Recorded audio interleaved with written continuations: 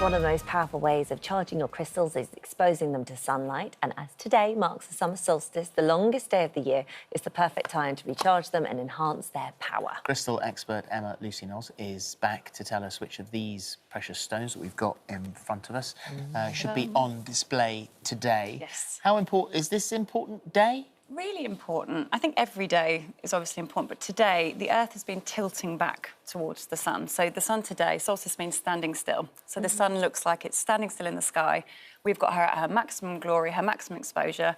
We're sentient beings, so we're very stimulated and energised by the sun, but so is the plant kingdom, animal kingdom, and these guys coming from the Earth. So they are going to get the maximum benefit from her. So we don't want to just go, it's just today we're going to feel that benefit. We can use crystals to almost like a hip flask, get her good energy in there, and then as the sunlight starts to kind of diminish and we can feel a bit bluer, we've actually got that maximum potential. All here for her. Yeah. So if you missed the sunrise this morning, it doesn't mean you've missed out on the whole thing today. Not at all. Like, we're even in here, but everyone's energy is just in a really calm but up place. You don't have to be out in it. I think we kind of remember like the sun, we're like sunbathing and I'm baking and I've got to be in it for hours, but actually that also is quite damaging.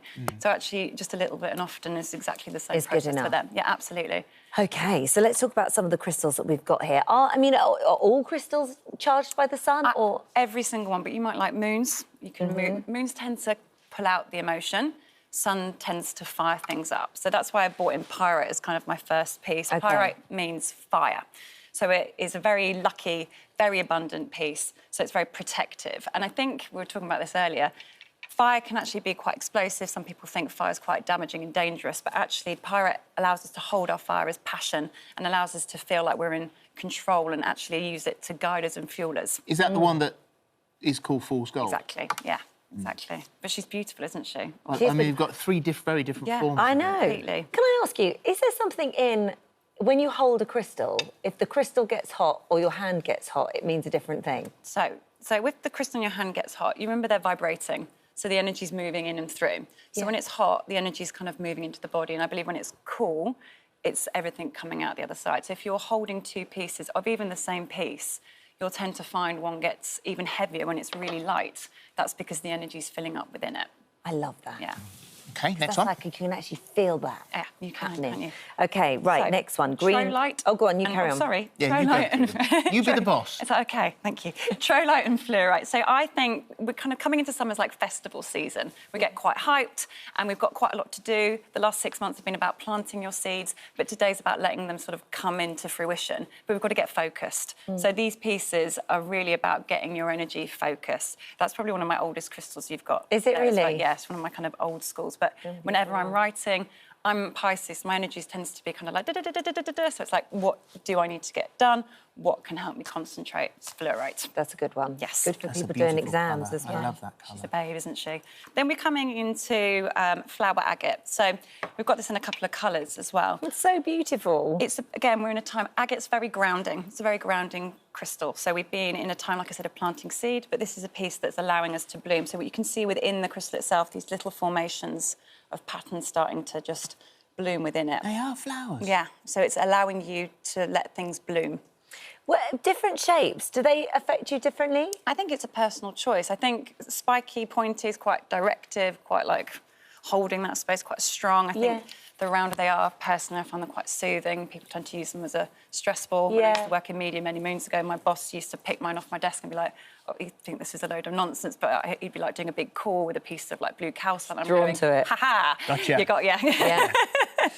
So, Sunstone. We can't be here without talking about Sunstone. I'm going to give you that bit to hold because I think you can have a good old feel of it. It's the namesake of the sun. So the sun helps us strip through, helps us relax, gets through any stress and anxiety in the body. So it's a piece that really allows us to relax and unwind. And I've coupled that today with a piece of orange calcite because I think the sun also really helps us feel empowered and powerful. And colours do associate with different parts of the body. And yellow is all about the power centres of the belly. So we want to kind of really take the sun into our belly today, but keep ourselves feeling quite clear. So what are the two I've got here? So you've also got lemon calcite. That's lemon calcite. And that's orange calcite. So lemon calcite with the tiger's eye I've kind of brought in today because lemon calcite, when we're talking about today, we're talking all about, we've got the pagans coming and everybody's talking about their rituals. And some people might be like, well, I don't quite believe in the magic of it. So these crystals, the lemon calcite, specifically is really great for allowing us to just start to shift through the disbelief and allow us to have a little bit more confidence. Because when we're kids, we're like, I can grab at that and that feels good, and your kids playing with them and they just have that natural knack with them. And as we get a bit older, life throws a million things at us. So these crystals are helping us kind of really clear through what might be holding us back. This.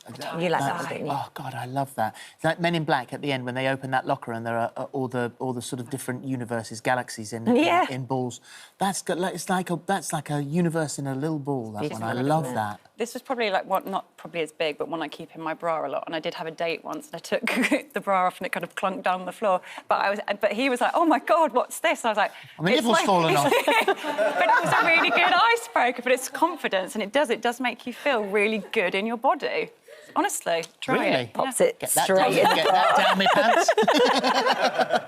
Thank you. They're just stunning. Did we do that one? The green opal. Yeah. So I always say this is about new beginnings. This is a time of new seasons. This is everything expanding into being. I always say to people when they're pregnant or giving birth to new ventures, green opal's like kissing the frog and turning into a prince. So it gives us that sense of good. There you go.